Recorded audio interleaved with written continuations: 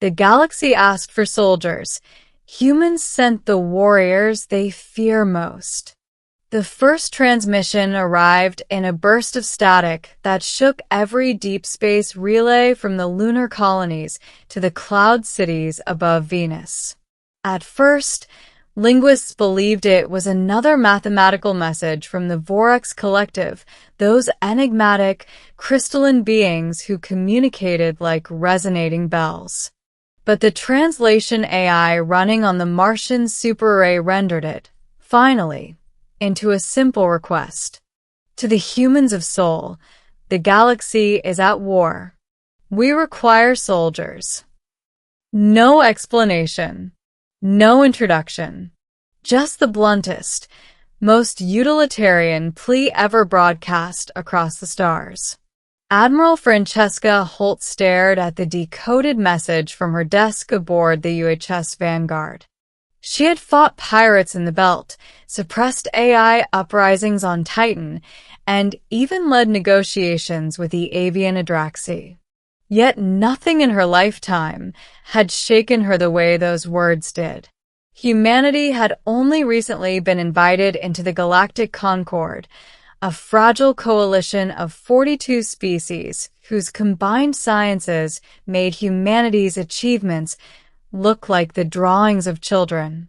And now, before Earth had even built its fourth quantum slipgate, the Concorde was begging for human fighters. Holt exhaled slowly. She knew why. Humanity had grown up in a solar system that tried to kill them at every turn. They evolved on a world full of predators, diseases, and natural catastrophes. Humans were fast healers, adaptable, stubborn, and above all, terrifyingly good at conflict. Peace was always the dream, but war, unfortunately, was the heritage. The galaxy wanted soldiers. Humanity had plenty. But Holt knew the galaxy didn't yet understand what it was asking for. The summons. Earth's leaders met in emergency session. Diplomats argued that answering the Concorde's call would show unity. Strategists insisted they should first learn what kind of war the Concorde was losing. Economists whispered about trade deals and favors that could shape the next 1,000 years. In the end, the decision was unanimous. Humanity would answer. And they would send their best. Not the calm-voiced special forces of the Helios Corps. Not the genetically augmented titans who could lift an armored vehicle. Not even the orbital shock troopers whose entry drops could shatter mountains. Holt chose a different kind of warrior entirely. Men and women from forgotten places. Veterans who carried their battle scars like metals carved into their skin. Fighters shaped by the harshest realities Earth had to offer. Soldiers who had retired because they had seen too much, survived too much, and understood war in a way no academy could ever teach. They were old by military standards. Many in their late 40s or 50s. But their eyes told a different story. Eyes that had weathered hell and come back with the fire still burning. They called themselves the Iron Path. 37 humans. All volunteers. All legends. All dangerous. Holt hoped 37 would be enough. 2. Arrival to a galaxy burning. The Iron Path arrived through a slip gate that resembled a fractured halo of molten glass. On the other side lay the Concorde's fortress world, Esterion, a planet shielded by orbital rings, defense grids, and enough weaponry to scar a star. Or so the Concorde believed. The moment Holt, her officers, and the Iron Path disembarked, they were escorted by a group of Concorde commanders. Their guides were composed of various species, sleek, serpentine, crystalline, insectoid, and humanoid. One of them, a tall, Translucent Vorax named HYLL spoke through harmonic resonance. "You came," HYLL said. "We feared you would decline." Holt shook her head. "Your message made it clear you needed help." "It did not convey enough," HYLL replied, and the crystals along its body dimmed. They were led into a war room where a three-dimensional star map hovered like a bleeding wound. Entire systems flickered in red.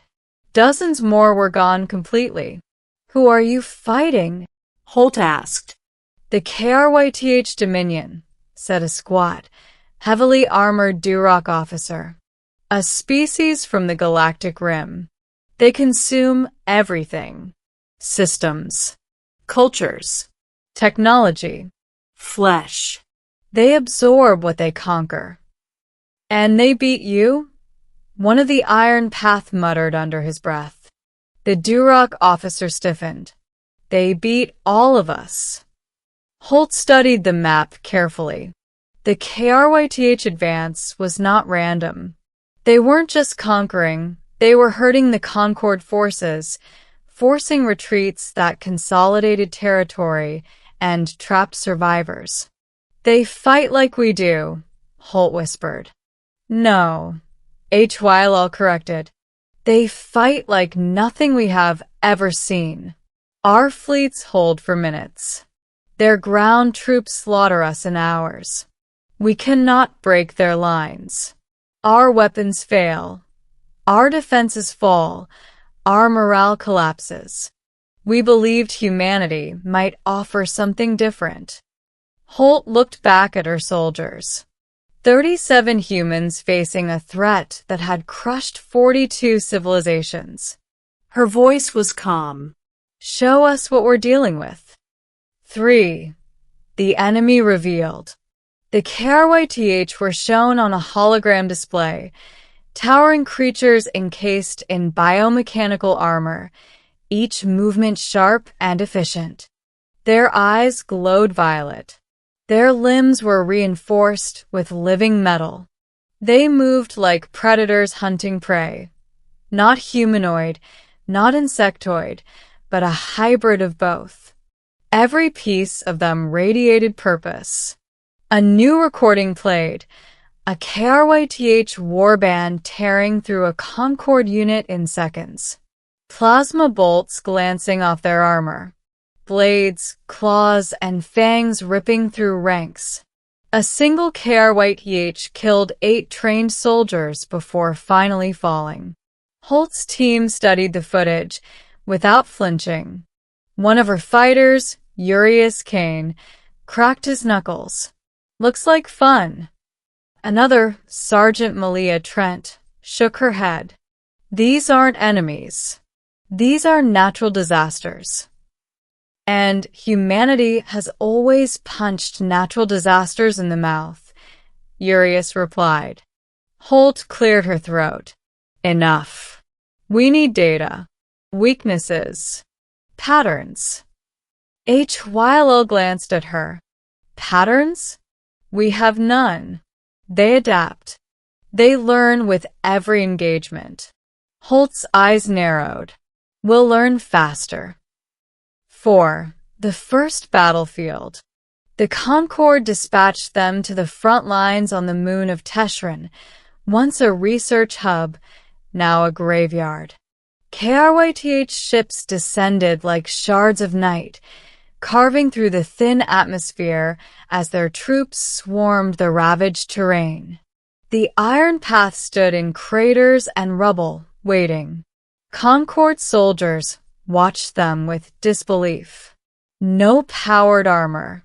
Minimal augmentations. Boots, rifles, blades, a few personal shields, and confidence that bordered on lunacy. Urius Kane grinned, as if he were meeting old friends. Malia checked her rifle calmly.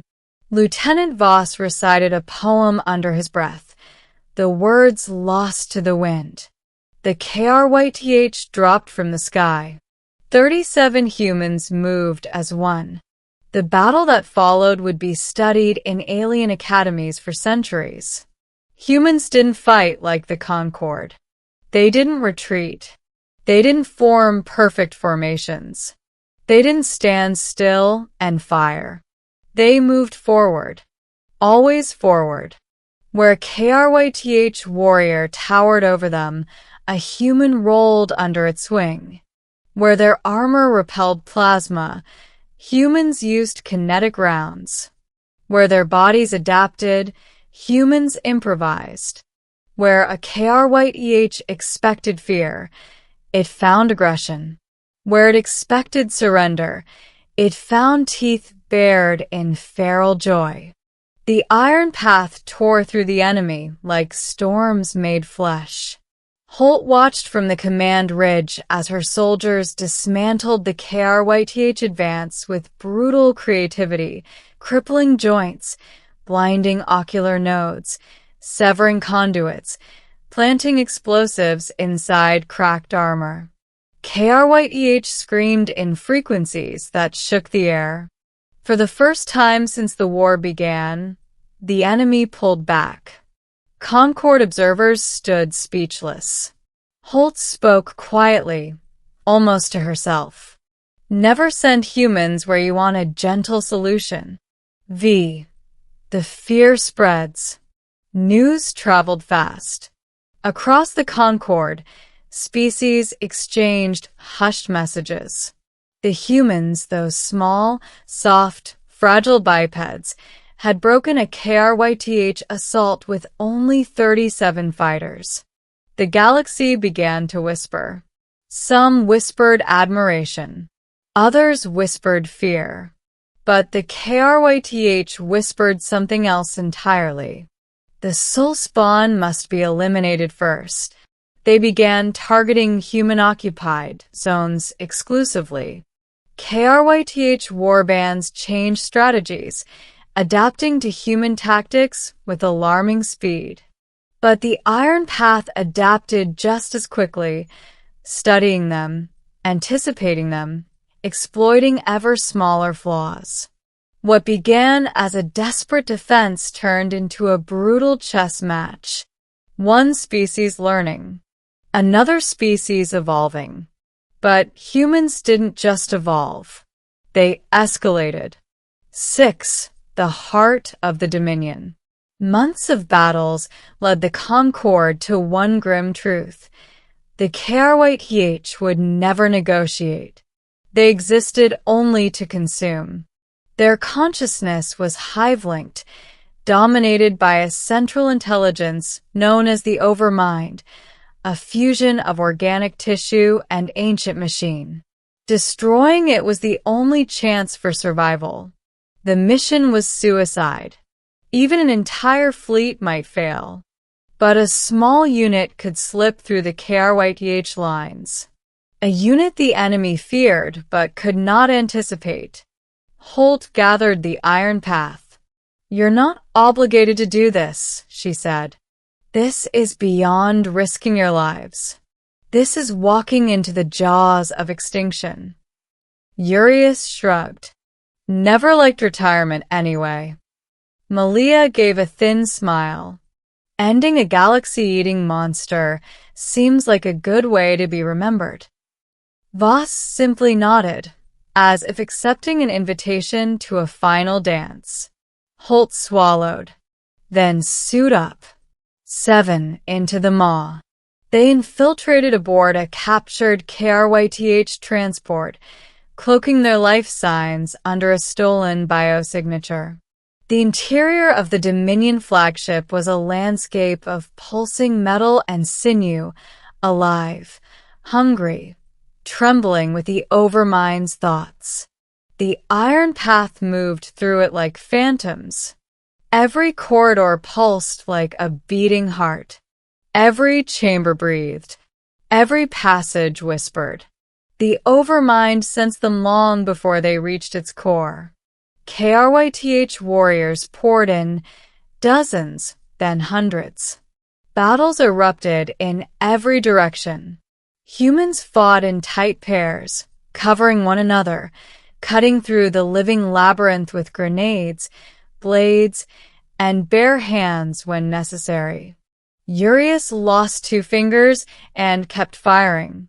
Malia dragged a comrade while laying down suppressing fire with the accuracy of a surgeon.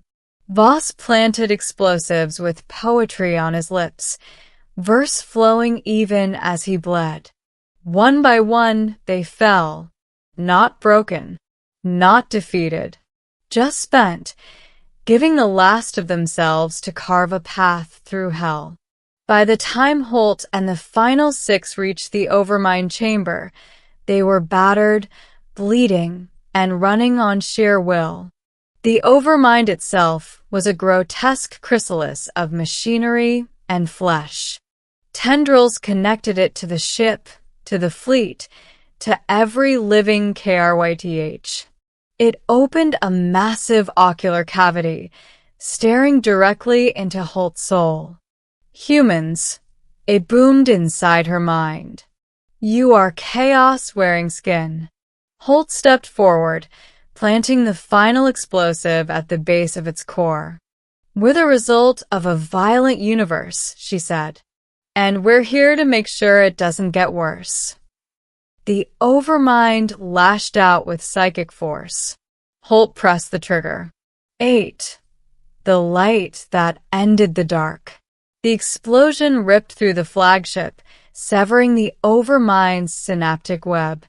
Across the galaxy, KRYTH warriors convulsed, screamed, and collapsed as the hive slipped into catastrophic disarray. Concord fleets moved swiftly, reclaiming systems long thought doomed. Worlds mourned their dead, but cheered for the first real victory of the war. As for the Iron Path, only 9 returned. 9 out of 37. But the galaxy would speak their names for generations. Urius, Malia, Voss, and the others who became myths. Some Concord species built statues. Others composed symphonies. A few were simply frightened because they finally saw what humanity truly was when pushed into war. Not conquerors, not monsters, but warriors shaped by a world that had never been kind to them. Warriors who stepped forward where entire civilizations had retreated. 9. A galaxy changed forever. In the months that followed, the Concord invited humanity into its highest advisory councils. Holt was offered command of a joint task force. Earth gained allies, technologies, and respect, but also caution. Some planets prohibited human combat units entirely, fearing what a single battalion might do. When Holt returned home, she walked the quiet shores of her childhood lake. For the first time in years, she allowed herself to breathe. Humanity had been summoned as soldiers. But what they truly sent, were survivors. Fighters. Protectors forged in a crucible of adversity that the galaxy had never experienced. Holt whispered into the wind, as if speaking to the fallen. You didn't just save the Concord. You taught them what it means to endure. She looked at the stars, thousands of worlds at peace because a handful of humans stood against an empire of nightmares. A quiet smile crossed her face. The galaxy asked for soldiers, she murmured. Humanity sent its warriors. And the stars would never forget them.